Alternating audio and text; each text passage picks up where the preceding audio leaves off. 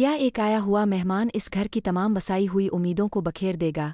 आमा की चालें एक बार फिर सबको अपने हिसार में ले लेगी। आने वाली किस्त में जज्बात, हसद और मोहब्बत का ऐसा तूफान उठने वाला है जो हर किरदार को इसकी असल पहचान दुखा देगा। माँ की आने वाली किस्त में कुछ ऐसा होने वाला है जिसके बाद आसिया बी की रातों की नींद वाकई उड़ने वाली है, क्योंकि अब इसके दिल में एक ऐसा खौफ जन्म ले चुका है जो लम्हा बालम्हा मजबूत होता जा रहा है, और वो खौफ है राह का, जो इस आए हुए मेहमान की मौजूदगी में एक खामोश मगर ताकतवर कशिश बनकर उभर रही है। आसिया बी को ये डर सता रहा है कि कहीं राह इस मेहमान को अपनी तरफ ना खींच ले और इसकी बेटी बतूल हाथ मलती रह जाए, इसीलिए वो हर वक्त इसी फिक्र में मुब्तला नजर आती है कि किसी तरह बतूल का रिश्ता इसी मेहमान के साथ तय हो जाए ताकि इसकी सारी मनसूबा बंदी कामयाब हो सके। मगर घर के अंदर बदलती हुई फ़िज़ा इसे साफ बता रही है कि मामलात इसके काबू से निकलते जा रहे हैं।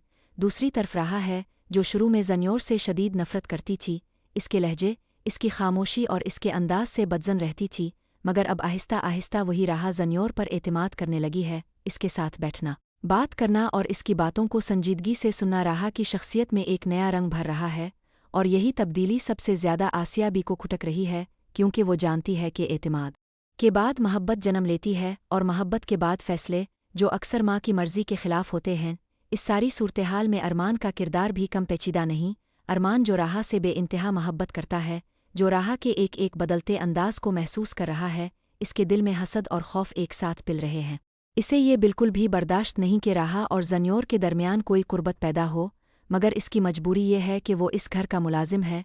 इसकी ज़ुबान इसके जज्बात का साथ नहीं दे सकती, इसका गुस्सा इसके अंदर ही अंदर सुलगता रहता है। वो देखता है, समझता है, मगर बोल नहीं पाता, और यही खामोशी इसके किरदार को मज़ीद दर्दनाक बना देती है।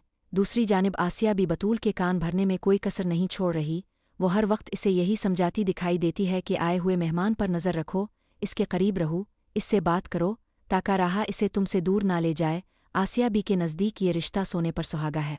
इसके ख्याल में इससे बेहतर रिश्ता बतूल के नसीब में कहीं और हो ही नहीं सकता, और हकीकत यह है कि बतूल भी इस मेहमान की शख्सियत से बेहद मुतासिर हो चुकी है। इसकी बातों, इसके अंदाज और इसकी तवज्जो ने बतूल के दिल में नर्म गोशा पैदा कर दिया है, जो अब मोहब्बत की शक्ल इख्तियार करता जा रहा है।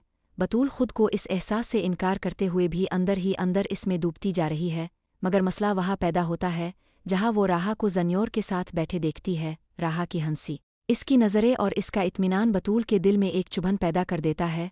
इसे लगता है कि जो चीज़ वो अपनी समझ रही थी, वो आहिस्ता आहिस्ता इसके हाथों से निकल रही है। हसद, खौफ और बेयकीनी बतूल के दिल और दिमाग पर हावी होने लगते हैं, और यही जज्बात इसे ऐसे फ़ैसलों की तरफ धकेल सकते हैं जो आगे चलकर बड़े तूफ़ान का सबब बने। आने वाली किस्त में सबसे बड़ा सवाल यही है कि ज़न्योर का झुकाव आखिर किस तरफ है। क्या वो राह की सादगी, इसके एतमाद